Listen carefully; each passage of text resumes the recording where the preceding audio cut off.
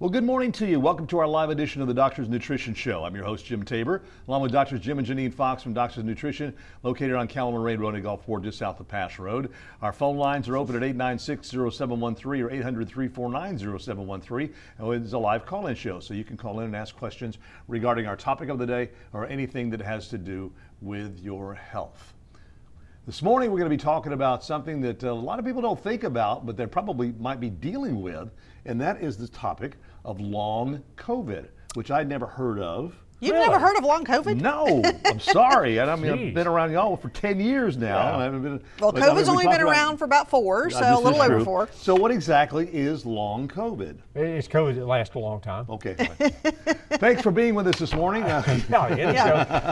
No, I mean, it's anything, you have COVID, that's an acute problem. So you go through that, it may take a few days, few weeks even, and then typically supposedly you recover. Well, a lot of these folks are finding out that they have COVID, they get really sick, or maybe not too sick, but whatever, however the thing is, you have COVID, you've been diagnosed with it, did the test, boom, yes, you've got COVID, and it should go away, self-limiting, right?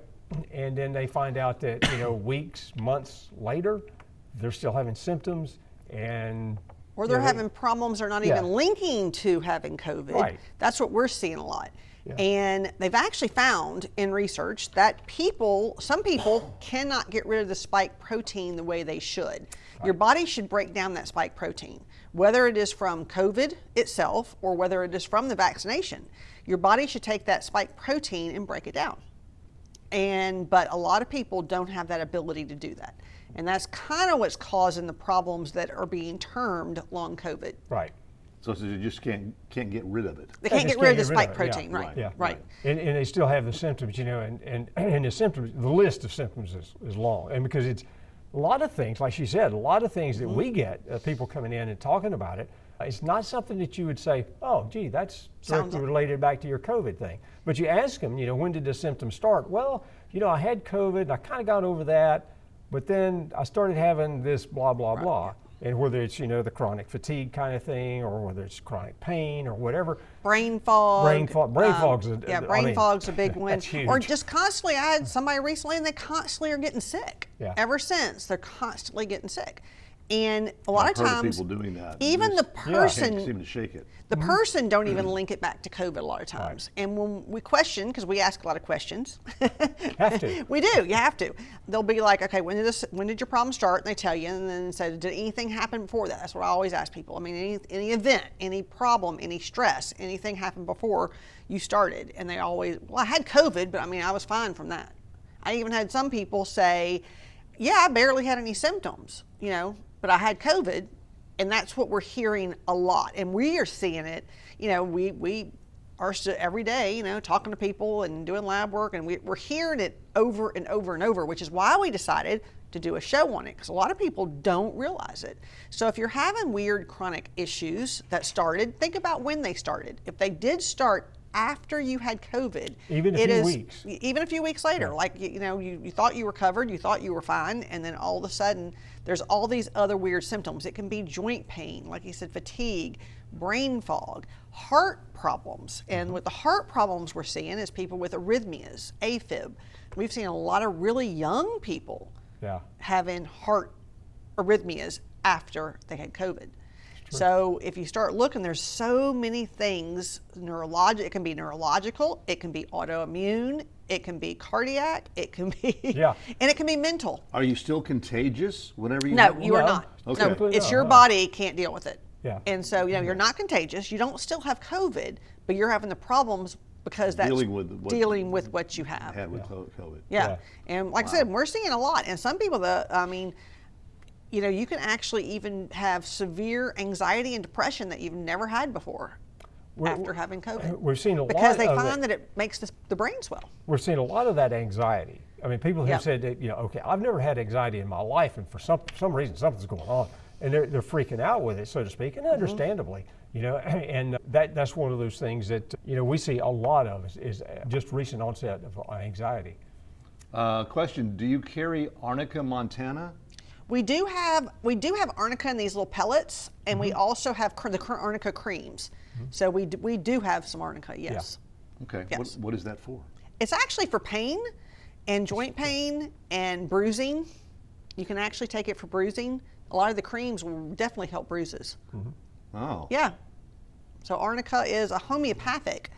I guess that's something as we get older that we probably we sell a lot of some, we yeah. sell so much of that arnica cream. Yeah. Yeah. So we do, but we do have there's little pellets too you can take for pain and stuff by mouth, and you put them under your tongue and let them melt. Okay. Great question. Great question. Back to long COVID. Okay. Okay. How long does it last? Well, long. Well, you don't know. We don't know yet, simply because COVID's only been around for X number of 4 years, right? So yeah, it's only been around for like 4 years or so, and so we're not real sure. That, some of the people that are the researchers and so on are saying that this could be a very lifelong kind of thing for some people. In other words, it could be very debilitating, and they could have something like this for a long time. We're talking about for years, if not like the rest of their lives. Although we have had very good success Right. getting rid of the symptoms and problems from long Right. COVID.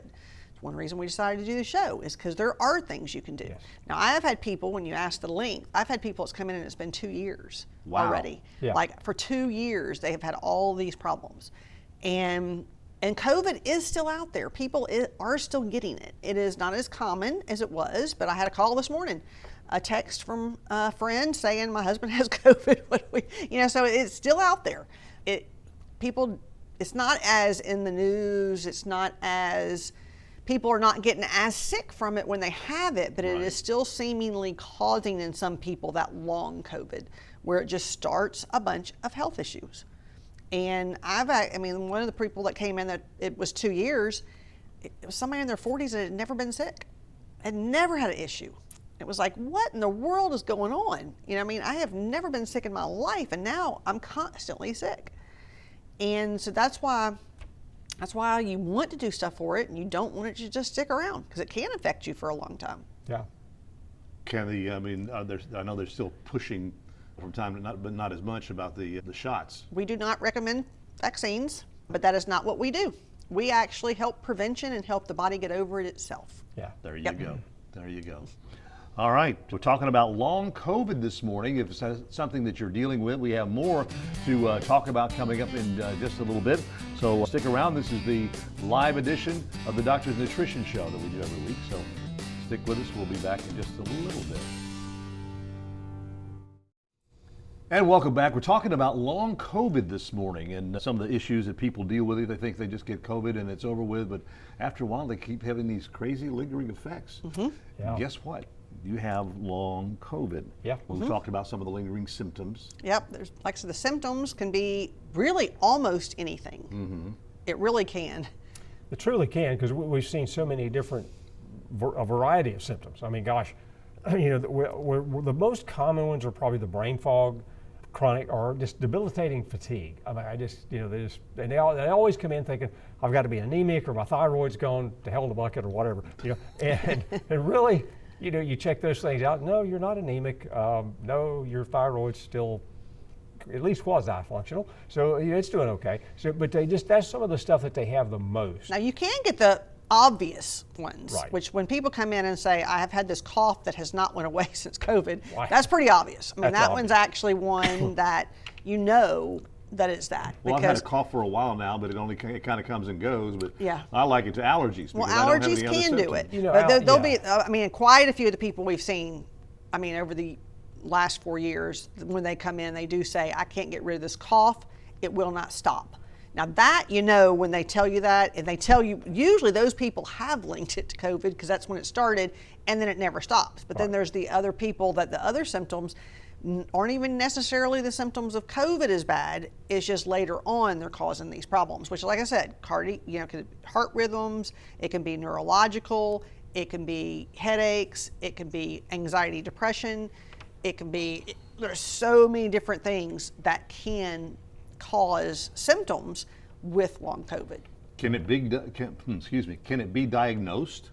There's no test that I have seen that we have available to us, maybe in research, but available to us. I have not seen anything where you can definitively say, yes, this is long COVID. So no, you have to kind of listen to people's symptoms, listen to what it is. I've just over time, when people have symptoms that can't be explained, and usually by the time they see us, now the ones with cough, yeah, they come to us pretty quick. But the ones that can't figure it out, they've already been a year or two going to every doctor under the sun. And they can't figure out what's wrong. Yeah, just in the past couple of weeks, I've had several that came in, and when they came in and sit down, talk to them just a bit, they've developed some sort of arrhythmia. And during that time, now all of a sudden they're wearing a Holter monitor, and so they're seeing a cardiologist. They've been here, they've been there. If they're having that cough, they may have been to a pulmonologist. So they've been around the world, so to speak, with all the various doctors, and they're still having these issues. And they might say, well, yeah, you got decreased lung function, your early onset COPD kind of thing, and that's what a lot of them are getting labeled with, which is not necessarily the true way of doing it. But that's kind of what, okay, the doctor's got to come up with something, so looks like could be, Yeah. So yeah, that's the problem with it is there's no definitive, oh yeah, that's long COVID.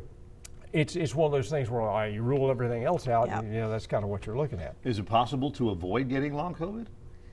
Well, once you've had COVID, actually, can you do yes, things what I would do is if I was to get COVID, or actually I do it anyway, even though I do it now just preventatively.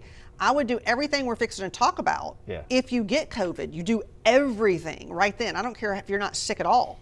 You hit it as hard as you possibly can do. And that way you try to decrease that spike protein before, it don't go away. Yeah. All right, we have a viewer with a question. Pushing through COVID and still testing positive after a week or so. My employer said I am good to come in, but I'm wanting to know, am I still contagious? If there's a possibility. It's hard to say for sure. Yeah. Without, if you still say if you still have a fever. If you still have fever, absolutely. Yeah. I would even say 48 hours after the fever is gone. You want to be careful because you really don't want to give it to everybody. Right. But I don't know, a lot of people are still testing positive even though they're not contagious. So I have seen people test positive for weeks, even months, and those people might be the people that actually are a good possibility to get long COVID. I was going to say that's this person that called this in, that's the one right there that you want to watch, because if they're still testing positive, they probably still don't feel great. Okay, still having some of the mild symptoms of leftovers, if you will. And that's the one that could develop into a long COVID situation. Right, because what they're detecting on that test is spike protein. Still active. It's still active, yeah, right. You still have that spike protein. Now, not to mean you're still contagious, because all these people with long COVID are not contagious.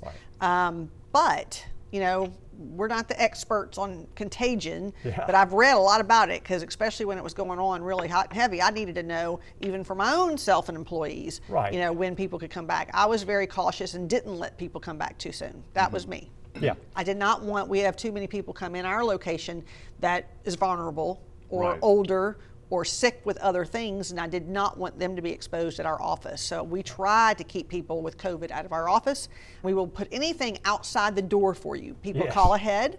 I'm serious, we do. We still do. Doing that today. We still have it out there, and you call and just tell us what you want, put it on a credit card. We put it out there, and that way nobody's exposed. Yeah. We still have a lot of that going on today. We do. Well, really with any illness. Anything that you have fever and you can be contagious, better to do that, because you don't want to get everybody else even sick. if it's just the flu. Even if it's the flu. You don't want everybody to get the flu. Right. What do y'all have that can help long COVID? One of the big things is you got to think about that spike protein. And there's two things that have been shown in research. Yep, not just us. Not just us. This is research. Go to PubMed, look it up. Two things: the nattokinase, which degrades that spike protein, and the N-acetylcysteine, or the NAC. Right. Those two things those are the number one things that we start with. Now there's other things that we add to it. Right. Now what we always say is, okay, for one, we always do lab work on the people with, that have all these symptoms, because you want to see what other problems are there. If your vitamin D is low, you got to fix that. If you want to fix any other underlying problems, you want to get as good of health as you can. And then we always use our natto advantage, which our natto advantage is the nattokinase, but it is coupled with serrapeptidase, which is also for inflammation, and then rutin, just to strengthen up those vessels. So we use that, and we'll use on our natto advantage 2 to 3 twice a day on an empty stomach. And then the NAC, yes, it helps degrade the spike protein, been shown to do that, but it also breaks up mucus and breaks up consolidation in the lungs. So it does help with lungs, it does help with that, and so we always use the NAC, and NAC can either be 1 to 2 twice a day. So it depends on how severe the person's symptoms are. If the lung symptoms are a big part of it, we will use that too, and we'll talk about a few other things when we come back. All right, we're talking about long COVID this morning. We'll be back in just a moment. And welcome back. We're talking about long COVID this morning and the issues with that. Question, got a COVID shot in my left arm and is sore, but I'm having pain in my right arm as well from this. Is this common? I don't know that it's common, but we've seen it before. I mean, we've had other people complain about that. They said, that they get a shot in one arm and they're having pain in other places, not just their arm, but other places. Yeah, it's not just the other arm. It's probably just having pain all over is what we've heard more of. So, which is real common. Right. Yeah. Like a phantom pain that they Well, you don't know. It's not if it's a pain, it ain't phantom, okay? Yeah. It hurts. Okay, so we're talking about what all you had to help COVID. You Right. talked about natto. Yeah, we talked about the NAC. Yeah, we talked about the natto advantage, the NAC, and then there's two other things that we always use. Yes. And one is called SPM Select, which is Special Pro-Resolving Mediators. And people are like, okay, what is special pro-resolving mediators? Just that, it helps, they call them resolvins kind of as a whole, but it helps inflammatory process and it helps resolve problems. Your own body normally produces SPM. It takes omega-3 in your body and it turns it into a SPM. But as people age, the body can't do that anymore. Or it does it less efficiently, I should say. Less efficiently. And so the inflammatory response, and everybody knows out there that COVID is huge with inflammation. They know that the inflammation markers go crazy with COVID. And so we see some people even, a year later where their inflammation markers are still sky high. Yeah. But yet everything else that can trigger the systemic inflammation like that is normal. So that we always use SPM. SPM is used for pain and inflammation, but inflammation is the start of all disease. So it even helps with, inflammation in the brain, which is what's thought to cause a lot of the issues with long COVID, is the brain having a lot of swelling and inflammation. So we always use SPM Select, and we use 2 twice a day on that. Now, the other thing that we always use is Olivir, Olivir, not aloe. Everybody always wants to say it's aloe vera. Nope, not aloe vera. Olivir. Olivir, and it is antiviral, antibacterial, antifungal, antiparasite, and it just helps with a lot of problems. We use it anyway with autoimmune problems because it actually helps suppress anything in the body that can be triggering the autoimmune response. And like I said, a lot of the long COVID symptoms are autoimmune too, where once COVID gets in your body, your own body starts trying to attack itself. And we see a lot of that where it triggers autoimmune problems. So the Olivir is also one of the must. We will do anywhere from 4 to 6 a day, depending on the person, depending on the symptoms. Sometimes we'll start with 2 twice, then increase it to 3 twice. Because sometimes if you kill stuff off too quick, it'll make you feel a little yuck. But most people don't have that. But that is something that is so beneficial. Even some of the new research on Olivirs or olive leaf extracts show that it helps normalize blood pressure, both high and low. It is very good for the heart. Olivir can even help with some of the new research out there, help prevent dementia. So it is good. It's good for you anyway, and it keeps you from getting sick. So especially these people that say they're just constantly getting sick, the Olivir has been really good for that. Would you recommend also someone taking all this a good probiotic? Oh, always. Definitely, yeah. There's so many things people can take. Yeah. I always say probiotic, especially if you took a lot of antibiotics when you had COVID. And a lot of people are taking antibiotics when they take COVID to keep down secondary infections. So we do probiotics, we can do the lauricidin, we can do arabinogalactin, we can do DMG for the breathing, there's so many different things we have. But those 4 that I mentioned were a must. I always say if somebody seems like they have long COVID. Well, that kind of covers a lot of the symptoms. If you get the inflammation down, you can break up that spike protein and keep that from having a problem. then that really does a pretty good job on a lot of things. Then you start dealing with these other things that we see that like it doesn't fit the category. So okay, you have to deal with something like the Olivir, which we have to use a lot on people like that because they start having these other things crop up, get sick from other things. So, Right. yeah. And all 4 of these things could be taken when you have COVID, along with zinc and quercetin and vitamin D and vitamin C. Right. All of this can be taken to, like you earlier, if there's anything you can help for prevention to keep from getting it, hit it as hard as you can when you do have it. Yeah, if you're easy susceptible to getting sick or something like that, it's probably something to have in your daily regimen. Exactly. Right. Definitely on that. Exactly. So, but I've had sinus drainage for a very, very long time. Everything I have taken hasn't worked. Is there anything else I can take to try to help? There's a couple of things. There was some new research on one thing that we've started using a lot, and it's a mushroom, but it's not the common mushroom you think about. This Coriolis versicolor, and it's been, matter of fact, there's some interesting research came out about it, and with Meniere's disease, and we did a YouTube video on that, and had a lot of response because a lot of people have been diagnosed with Meniere's, and that will cause a lot of congestion in the head, or goes along with a lot of that congestion, and even the drainage and so on. And there's so many things you can do, allergies. Yeah. Give us a call and we can help you directly because we're getting to the very end of the show. Yes. So we have to give you the special now for the week, Yes. which is What else? Natto Advantage. Natto Advantage. That's the number one thing that we always start with. And it's not only good for that. I mean, I take it also for high blood pressure. Well, you take it for that. It helps with that. It keeps down the spike protein, and at the same time, it keeps down blood clots. Right. So it's very big for that. So yeah, that's what's clotting, really big. and I mean, we've had whole shows on Natto, and the big thing with Natto, it helps reverse some of the plaquing in the arteries. Yeah. So even if you have cardiac risk and heart disease, that's another thing that Natto can be used for. So Natto Advantage is just really good for overall cardiac issues. Right. And like I said, but it has been one of the things that's been proven to get rid of the spike protein. There you go. Get rid of it. Get rid of. That's Find that word. Find that word. Big word. Get rid of. Yeah. Thank you again for being with us this morning. Of course, you can go online on Facebook, get some more information, as well as to YouTube. Sign up for their newsletter too that comes to you every Sunday afternoon. I look forward to getting that and getting the information on that, as well as if you need to, you can order online at doctorsnutrition.com. So we will be back next week for another. We're going to be talking about neuropathies next week. Yeah. Neuropathy. Okay, wonderful. So anyway, have yourself a wonderful week, and we will see you again next Monday morning for another live edition of the Doctor's Nutrition Show. For more information on highlighting your business and services on Healthy Living South Mississippi, contact Jim Tabor at 896-1313.